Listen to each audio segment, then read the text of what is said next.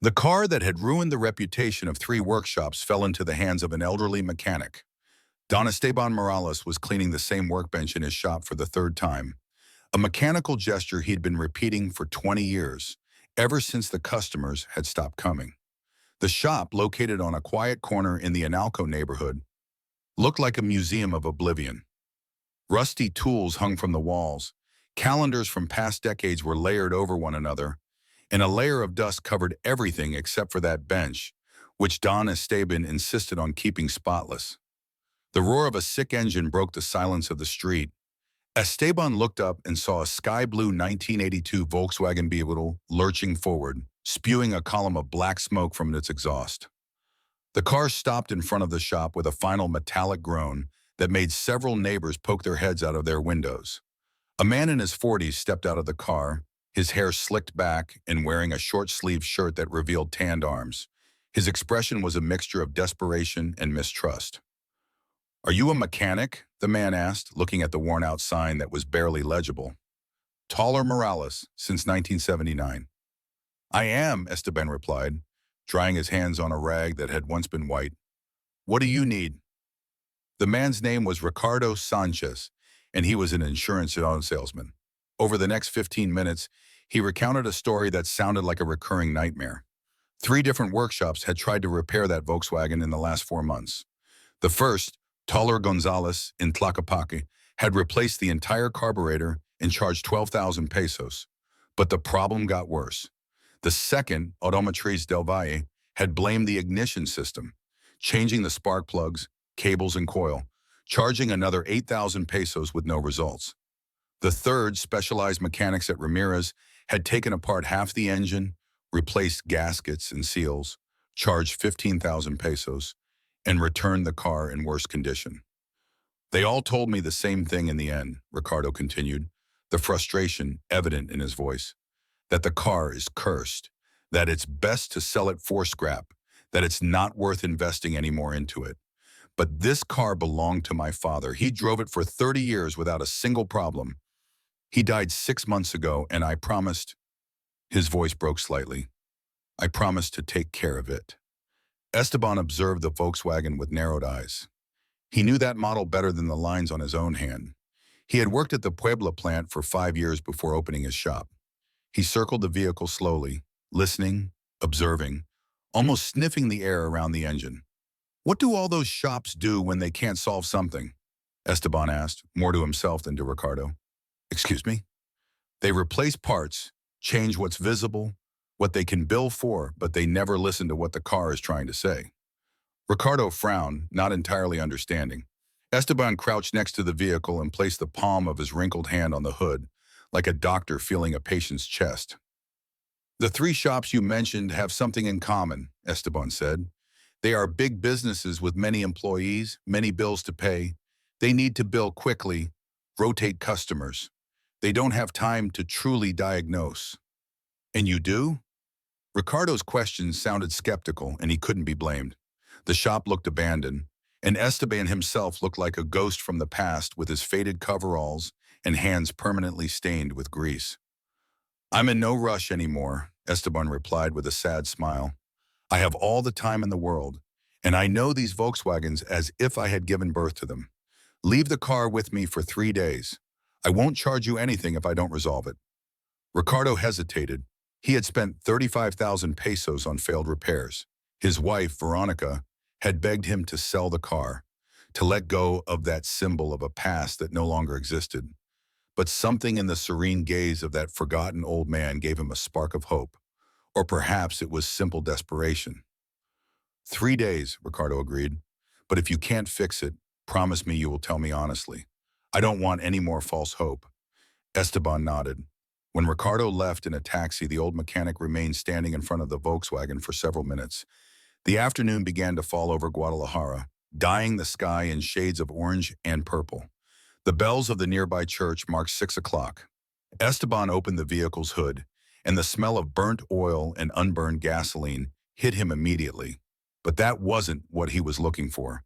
He connected a portable lamp and began to inspect every corner of the engine, not with the haste of a modern business, but with the patience of a craftsman who knows his trade.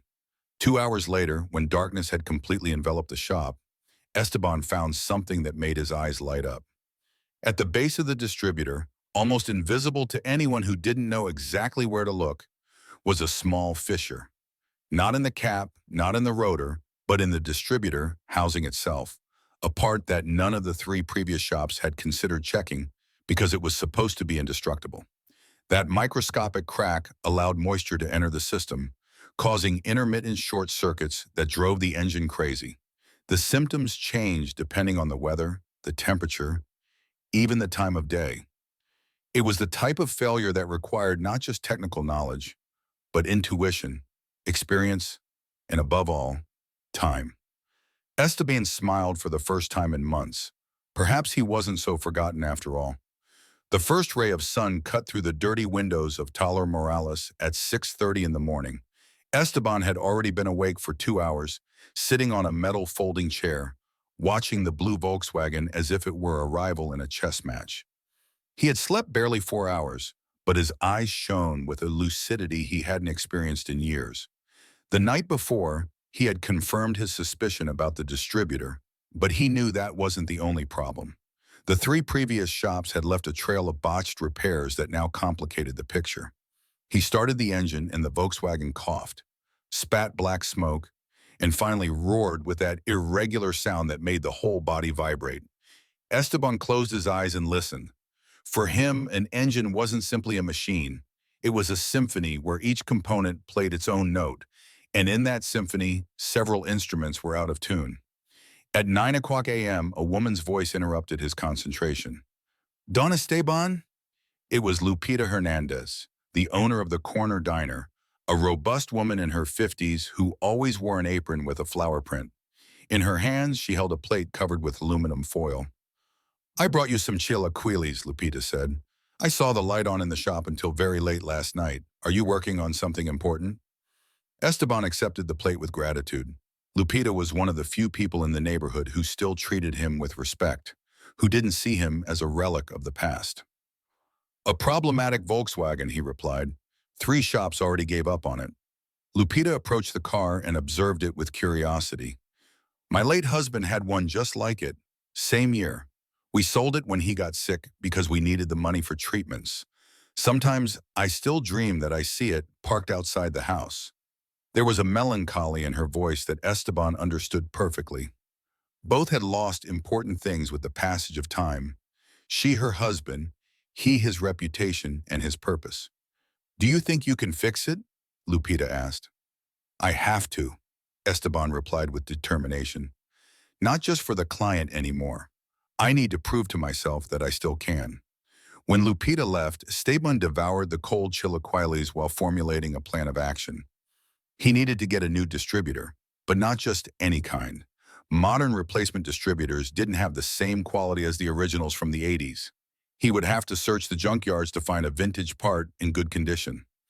At 11 o'clock, he closed the shop and walked 6 blocks to El Refugio del Vocho, a junkyard specializing in Volkswagens that had miraculously survived modernization. The owner, a man named Teodoro, who must have been the same age as Esteban, received him with surprise. Morales, haven't seen you in years. I thought you'd close the shop. I'm about to, Esteban admitted, but I need an original distributor for an '82 sedan. Do you have anything? Teodoro guided him through mountains of rusty parts, gutted bodies, and stripped engines. The place smelled of old oil and metal heated by the sun. Finally, they found 3 distributors in a damp cardboard box.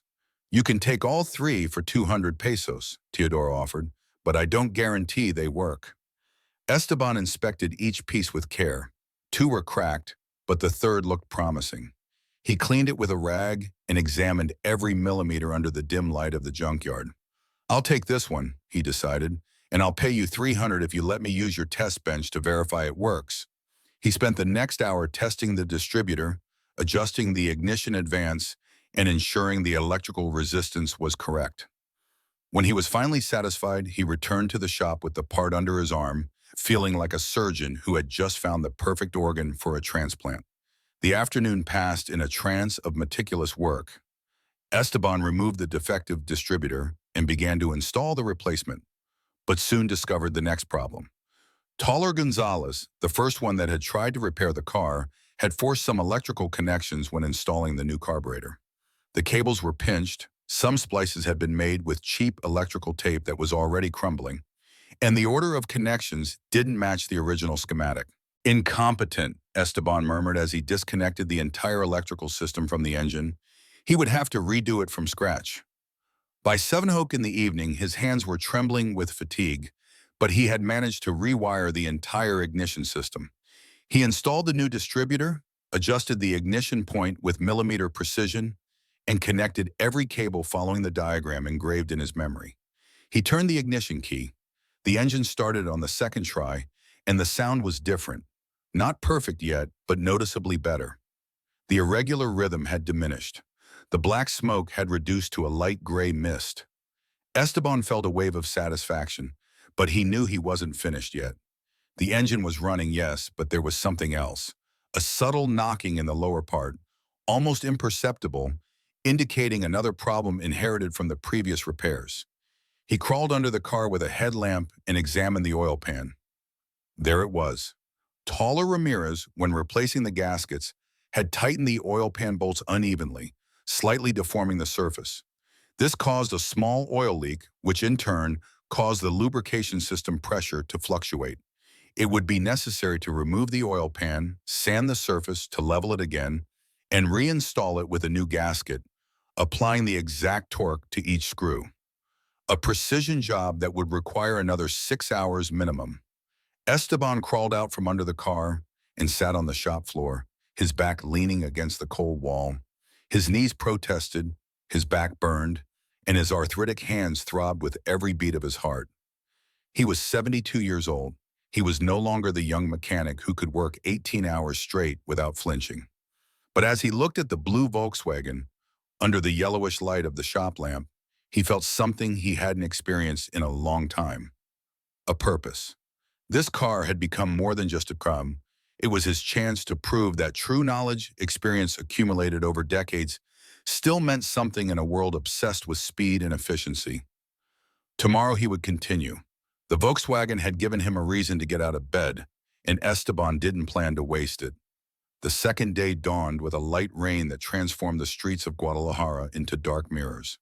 Esteban had arrived at the shop at 5 o'clock in the morning, unable to sleep more than 3 hours. The blue Volkswagen awaited him like a patient on an operating table, and he felt the responsibility of a doctor facing a complex case. The day's task was clear but demanding. Correct the disaster that Taller Ramirez had left on the oil pan. Esteban lifted the car with a hydraulic jack he had bought in 1985 that still worked perfectly, unlike many modern tools that lasted barely a few years. He slid under the vehicle with a metal tray to catch the oil and began to loosen the oil pan bolts one by one. The oil that drained was darker than it should be, with metal particles shimmering under the light of his headlamp, evidence that the engine had been running with poor lubrication, wearing down internal components. Esteban felt a pang of frustration toward the previous mechanics. Not for technical incompetence, they all knew how to do their basic job, but for the lack of attention to detail, for the haste, for the disinterest in truly understanding what they were repairing. He removed the oil pan and placed it on his workbench. The sealing surface was clearly deformed, with protrusions at the points where the screws had been excessively tightened.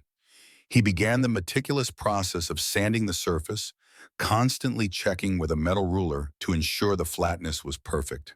This work couldn't be rushed. A single high or low point would cause leaks. Mid-morning while he was working, he heard footsteps at the shop entrance. He looked up and saw Ricardo Sanchez, accompanied by a tall woman with dark brown hair tied back in a ponytail. She wore jeans and a white blouse, and her expression was one of barely disguised skepticism. "Don Esteban," Ricardo greeted him. "Let me introduce my wife, Veronica. We were passing nearby, and she wanted to see the progress." Esteban wiped his hands and nodded politely. Veronica observed the shop with a gaze that evaluated every crack in the walls, every rusty tool, every old calendar. Her body language was clear. She didn't trust that this old man could achieve what 3 modern workshops hadn't managed. "How is the car coming along?" Ricardo asked, trying to sound casual but with evident anxiety in his voice. It's moving forward, Esteban replied. I found the main problem. The distributor had a microscopic crack. I replaced it yesterday, but I also discovered that the previous shops left other problems. I'm correcting the oil pan now. Veronica crossed her arms. And how much are you going to charge for all this? Because we've already spent 35,000 pesos on a car that's worth at most 40,000. Esteban noticed the tension between the couple. This Volkswagen was clearly a point of conflict in their marriage. I told you I wouldn't charge you if I couldn't fix it, Esteban reminded them. And if I fix it, I'll only charge you the cost of the parts I had to buy. The distributor cost me 300. The new oil pan gasket, 150. The special screws I need, another 200. Let's say 1,000 pesos total to round it up. Veronica blinked, surprised. 1,000 pesos? The other shops charge thousands just for diagnosis. I don't have employees to pay, nor rent because I own the place, nor expensive equipment to maintain, Esteban explained simply. And I don't need much money either. I live on my Social Security pension.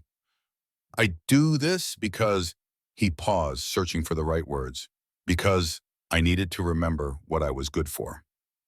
Ricardo looked at his wife. Something in Esteban's words had touched a sensitive nerve in him, but Veronica remained skeptical. And are you sure you can fix it? She asked. Because Ricardo is obsessed with this car. It was his father's, I get it. But we have 2 girls in school, expenses, plans. We can't keep throwing money at something that maybe has already served its time. Esteban wiped a bit of grease from the workbench before answering.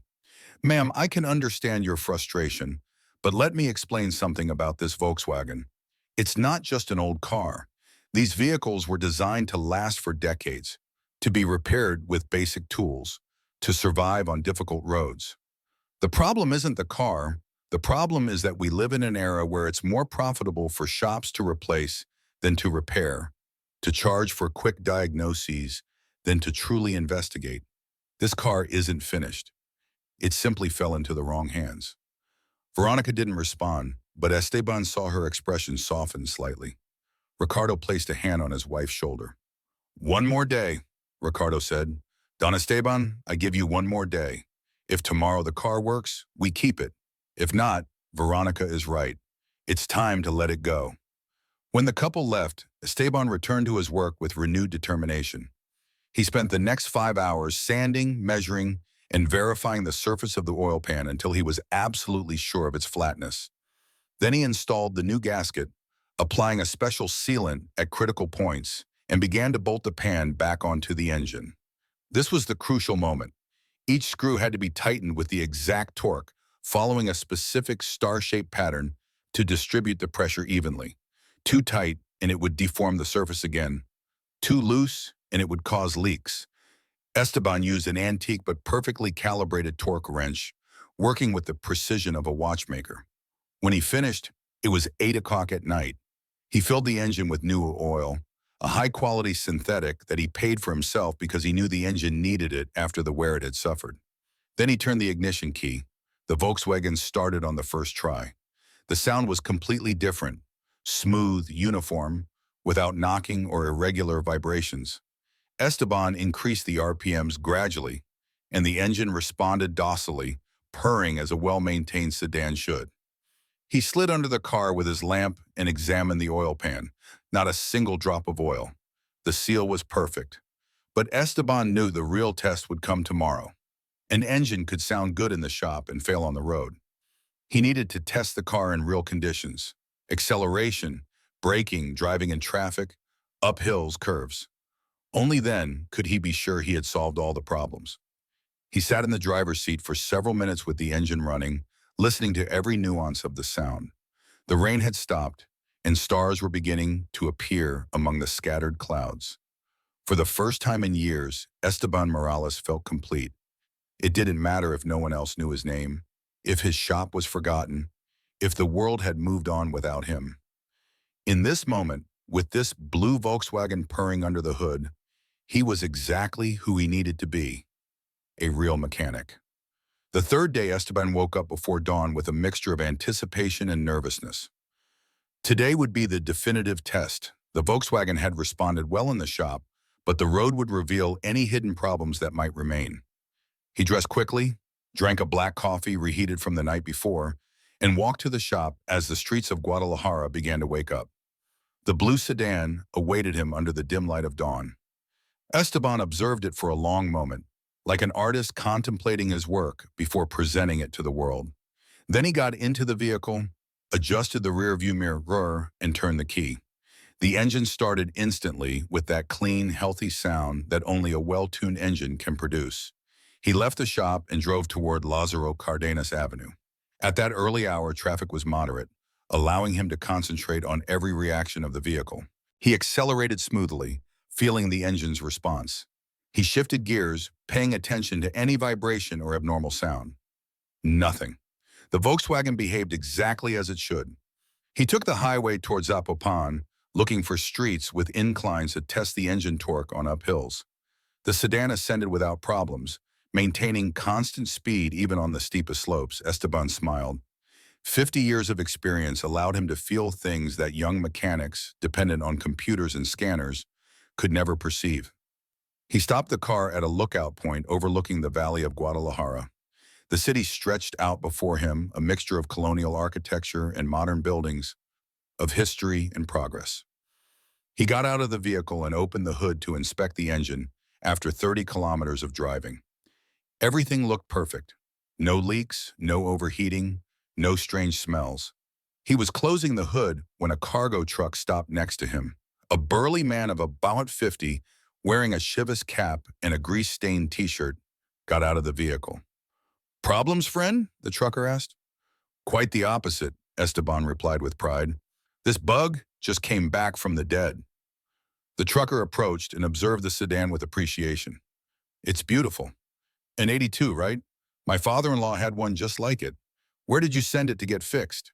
Esteban pointed toward the city. "I fixed it myself. I have a small shop in Analco." "Seriously?" The trucker took out his cell phone.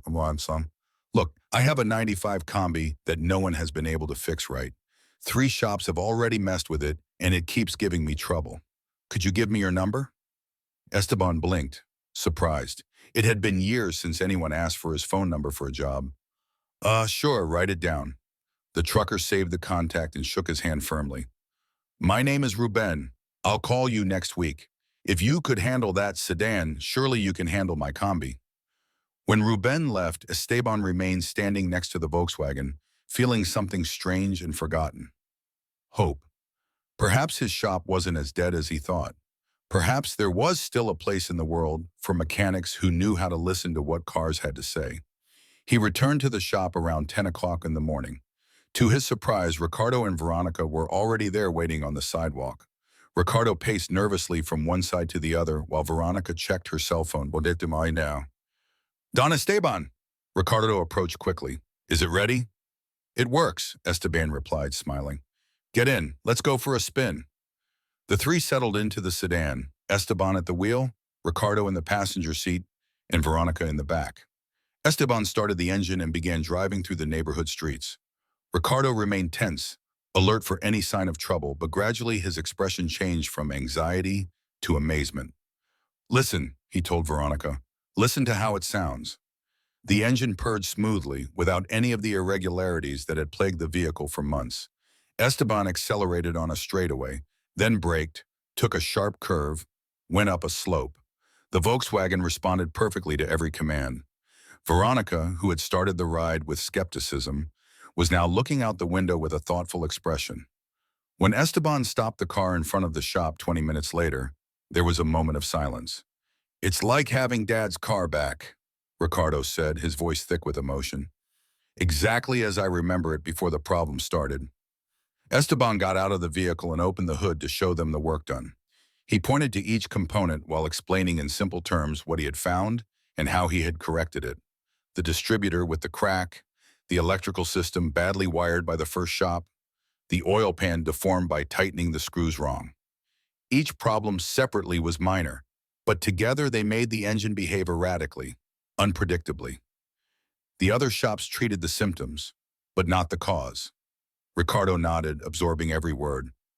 Veronica approached and touched the engine with curiosity, as if she were seeing for the first time the true value of what her husband had been trying to preserve. "How much do we owe you?" Ricardo asked. 1,000 pesos, Esteban replied. "The synthetic oil I used was a bit more expensive than I thought, but the engine needed it." Ricardo took out his wallet and extracted several bills. He counted 3,000 pesos and handed them to Esteban. "It's fair," he said firmly. "You achieved in 3 days what 3 shops couldn't in 4 months. And more importantly, you brought back to life something that meant a lot to me." Esteban accepted the money with gratitude, but he knew he had received something much more valuable than pesos, the confirmation that his knowledge still mattered, that experience and dedication had not been completely replaced by efficiency and speed. Before leaving, Veronica turned to Esteban. "Forgive me for doubting you," she said sincerely. "Sometimes it's hard to trust when you've already been disappointed many times." "You don't have to apologize," Esteban replied. "Distrust is wise when it has been earned. I'm glad I could change your perspective." As he watched the blue Volkswagen drive away, driven gently by Ricardo with Veronica smiling in the passenger seat, Esteban felt a deep satisfaction. He hadn't just saved a car, he had saved a memory, a connection between a father and a son, a symbol of persistence against discouragement. Later, Lupita appeared with a plate of enchiladas. "I saw the bug leave running," she commented. "You did it." "I did it," Esteban confirmed. Lupita smiled broadly. "I always knew you were still the best mechanic in the neighborhood. You just needed the chance to prove it." That night, while cleaning his tools and sweeping the shop, Esteban felt younger than he had in years. His phone, an old button device, vibrated in his pocket. It was a text message from an unknown number. "I'm Ruben from the Lookout. My combi can come by on Monday. You say the time." Esteban smiled and replied, "Monday at 8 a.m. Taller Morales was coming back to life. 3 weeks had passed since the blue Volkswagen had left Taller Morales repaired, and Esteban's life had changed in ways he never imagined. Ruben's combi turned out to be another case of botched repairs by rushed shops. Esteban solved the problem, a fuel system clogged by using low-quality gasoline, and Ruben, grateful, spread the word among the transporters in the area. Now, on a Thursday afternoon, Esteban had 3 vehicles waiting for repair: a Nissan pickup with transmission problems, a 2005 Jetta that was overheating, and another Volkswagen sedan, this one from 1978, which its owner had inherited from her grandmother. The shop was no longer empty and silent. There were voices, movement, life.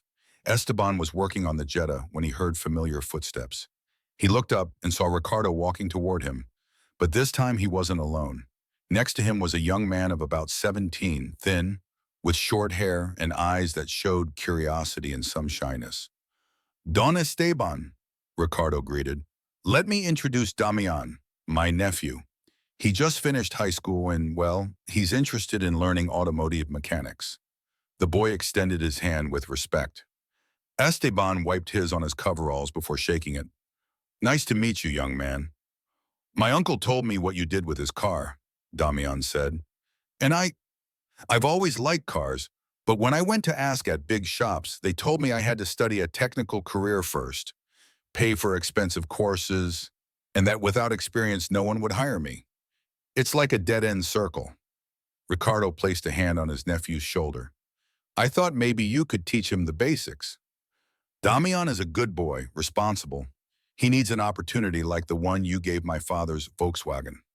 Esteban observed the young man for a long moment.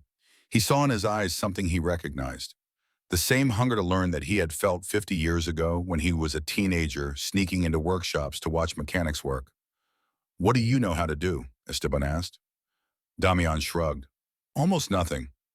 I know how to change a tire, check the oil level, but I want to learn for real. Not just those basic things. I want to understand how an engine works, why cars make certain noises, how to diagnose problems." Esteban nodded slowly. "Do you have patience? Because modern mechanics is about speed, about replacing parts quickly, but real mechanics requires patience, observation, listening to what the vehicle is telling you." "I have patience," Damian assured him. "All right," Esteban decided. "You can come every day after 2 o'clock in the afternoon. I can't pay you, but I'll teach you everything I know. And when you learn enough, customers will start paying you for your work. Damian's face lit up with a smile that reminded Esteban of his own youth.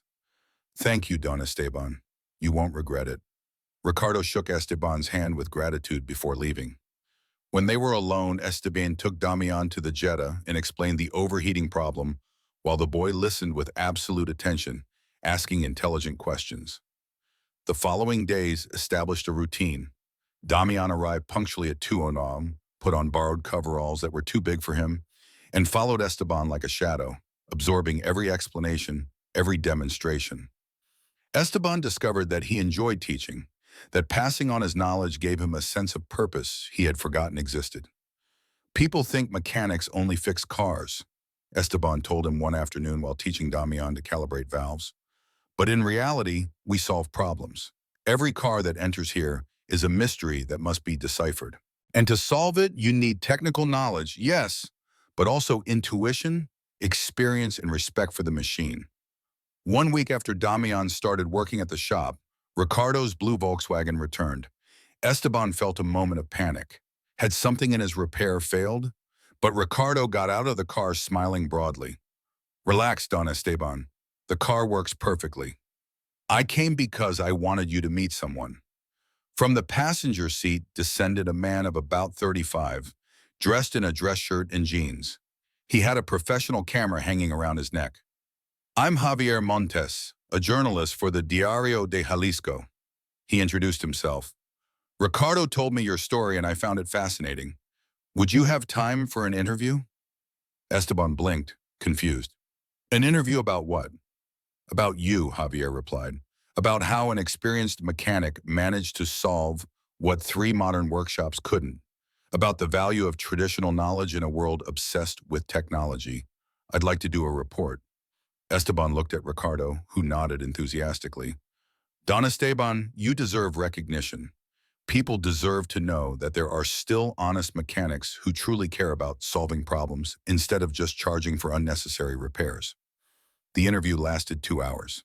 Javier asked questions about Esteban's career, about the changes in the automotive industry, about the case of the Volkswagen. He took photographs of the shop, of Esteban's old but functional tools, of Esteban working alongside Damian on the Jetta. When he finished, he promised the article would be published the following week. Do you think anyone will read it? Esteban asked skeptically. In this day and age, with so many shops overcharging and doing poor quality work, people are desperate to find reliable mechanics, Javier assured him. Your story is going to resonate with many people. The article was published on a Sunday in the local section. Lupita was the first to arrive at the shop that morning, carrying 3 copies of the newspaper in her hands and tears in her eyes. Don Esteban, you're in the paper with a photo and everything. The headline read, The Forgotten Mechanic Who Brought the Impossible Volkswagen Back to Life. The article narrated the story of the blue sedan, the 3 shops that had failed, and how Esteban had solved the case with patience and experience. It included interviews with Ricardo, who spoke emotionally about recovering his father's car, and with Ruben, the trucker, who praised Esteban's honesty. But the most striking thing was the main photograph. Esteban and Damian working together under the hood of the Jetta, the old man pointing at something while the young man observed with attention. The caption read, Esteban Morales, 72, transmits his knowledge to the new generation. On Monday morning, Esteban's phone began to ring and didn't stop all day. People from all over the city called asking if he had space to check their vehicles, if he could solve problems other shops hadn't fixed, how much he charged for diagnoses. By Wednesday, Esteban had a waiting list of 2 weeks. Damian arrived at the shop that afternoon and was surprised to see 5 vehicles parked on the street waiting their turn. Don Esteban, this is incredible, the boy said, genuinely excited. You became famous. Esteban shook his head, smiling modestly. It's not fame, Damian. It's simply that people remember that quality matters more than speed, and that honesty still has value. That night after Damian left, Esteban remained alone in the shop. He looked around, the walls full of tools, the old calendars that now shared space with new appointment reminders, the workbench he kept cleaning compulsively, but which now had a real purpose. 3 months ago, this place had been a monument to oblivion, a reminder of better times that wouldn't return. Now it was a living, functional, necessary shop. And it had all started with a single blue Volkswagen that had arrived at his doors after 3 shops declared it impossible. Esteban thought of his deceased wife, of the years of loneliness, of the times he had considered closing the shop for good. If he had done so, he never would have met Ricardo. He never would have had the chance to prove he was still worth something. He never would have found Damian, a young man with a hunger to learn what Esteban valued most. The next day, Friday, one more surprise arrived. A courier truck stopped in front of the shop and a man got out with a large package. Esteban Morales? That's me. Sign here, please. Esteban signed, confused, and accepted the package. Inside was a complete set of professional tools. Digital torque wrenches, next-generation socket sets, high-intensity LED lamps, an advanced digital multimeter. The attached note read, Don Esteban, my car came back to life thanks to you. These tools are my way of thanking you for teaching me that what is valuable isn't always what is new or fast, but what is well done. Ricardo Sanchez. Esteban touched the new tools with reverence, but then looked at his old wrenches, his worn screwdrivers, his portable lamp with the patched cord. These old tools had served well for 50 years. The new ones would be useful, no doubt, but they wouldn't replace the essential, the knowledge, the patience, the ear trained to listen to what a machine had to say. When Damian arrived that afternoon, Esteban showed him the new tools. These are yours, Esteban said. Damian opened his eyes wide with surprise. Mine. But Don Esteban, they are very expensive. That's why I'm giving them to you. I'm fine with my old tools, but you are starting out, and you need good equipment to build your own path. Learn to use them well, and when you are an experienced mechanic, when you have your own apprentice, pass on what I am teaching you. Damian hugged Esteban tightly, unable to articulate words. The old mechanic returned the hug, feeling that something was closing and something new was beginning at the same time. That night, as he closed the shop, Esteban looked at the weathered sign. Taller Morales, since 1979. It no longer looked like a reminder of past times, but like a testament to resilience, to persistence, to the fact that what is truly valuable never loses its worth. It only needs the right opportunity to prove it. The blue Volkswagen had been that opportunity. And Esteban Morales, the forgotten elderly mechanic, had proven that true knowledge, earned with decades of experience and dedication, never ages. The lights of the shop went out, but something new had begun. A legacy was being transmitted, a tradition would continue, and the echo of well-tuned engines would resonate for many more years on that corner of Guadalajara, where quality still mattered more than speed.